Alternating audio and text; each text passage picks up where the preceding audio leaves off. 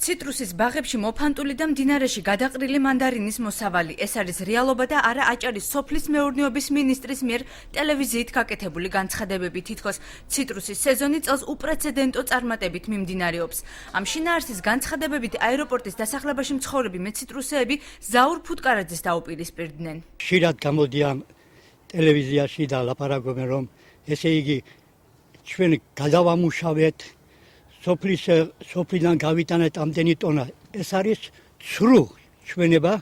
ჩემ მანდარინს როგორც თქვენ ხედავთ, აი აგერ არის ჩაყრილი კანალში. დაპირება დააჭა მოსავალი ძიძი შემოვიდა და მოსახლეობა დავჭით. ყურადღებოთ სოფლის მეურნეობის სამინისტროც ხადებს მოსახლეობას ეხმარებოდნენ. ეხმარება ტრანსპორტი, წამლების ხარისხით და რამე აბსოლუტურად. გლეხებმა მინისტრს შეურაცხმყოფელი განცხადებაც გაახსენეს და აღნიშნეს, რომ საქმეც და кейფიც დროულად იციან, რაც ტყუილზე ბევრად უკეთესია.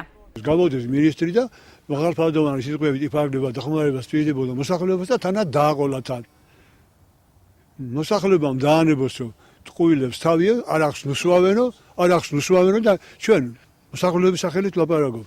არ ტყუილი ვიცით გლეხობამ. საჭიროა სასმელსაც კიდევ თქვენ და შრომაც გწოდნია სხვათა შორის. აქციის მონაწილეებმა მინისტრს კიდევ ერთი განცხადება გაახსენეს და განუმარტეს, რომ თითოეულ ციტრუსის ნარგავს შვილივით უვლიან და მხოლოდ შექმნილი რეალობა აიძულებთ გაშეხვის გადაწყვეტილება მიიღონ.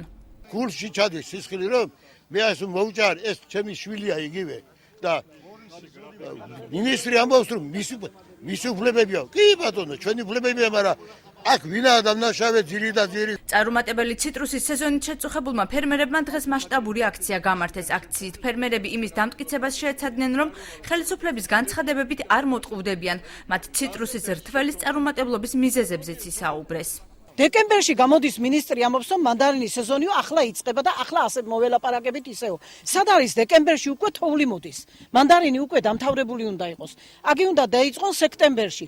ოქტომბერში წელს 15 ოქტომბრიდან კრეფა იყო უკვე დაწყებული, ყვითელი იყო მანდარინი. სექტემბერში უნდა დაიწყოს ზრუნვა იმისათვის, რომ ციტრუსების მოკრეფის სეზონი რომ მოვა, მეწარმე იგივე კოლმეურნი გლეხი დავუშვათ იყოს დაიმედებული იმაში, რომ მის მიერ მოწვეული მოსავალი გაიყიდებოდა და თავრობა დაეხმარება მაშინ. ეს არ არის საერთოდ. აქციის მონაწილეები იმასაც ამბობენ, რომ მათ მხოლოდ საუკეთესო ხარისხის მანდარინის რეალიზაცია შეძლეს და ისიც არა სახელმწიფოს დახმარებით, არამედ საკუთარი ძალებით.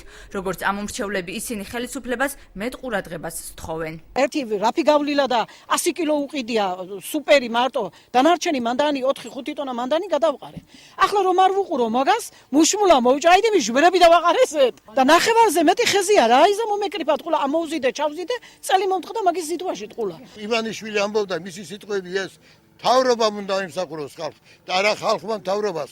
მე კიდევ დავამატებდი ხალხი და თავრობა ერთია და ორივე ერთად შეხმატკივრებულად ხალხის კეთილდღეობისათვის უნდა იბრძოლოს.